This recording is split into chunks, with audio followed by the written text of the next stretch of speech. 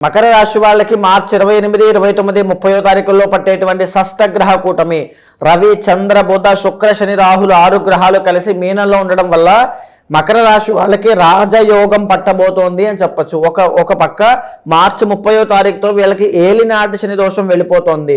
ఒక పక్క శని కూడా యోగిస్తున్నాడు. కాబట్టి మీరు ఏదైతే ఇప్పటిదాకా కష్టపడ్డారో, దేనికోసం అయితే తాపత్రయపడ్డారో, దేనికోసం అయితే ఆకాంక్షిస్తున్నారో, దేనైతే కోరుకుంటున్నారో అవన్నీ మీ జీవితంలో వచ్చేటువంటి శుభ పరిణామాలు. ఇవన్నీ కూడా మీరు ఇంకా మీ ఎఫర్ట్స్ పెంచండి, మీ కష్టాన్ని ఇంకా పెంచండి, ఇంకా మీ టైంని, మీ కష్టాన్ని, మీ తెలివితేటల్ని అక్కడ ఇన్వెస్ట్ చేయండి.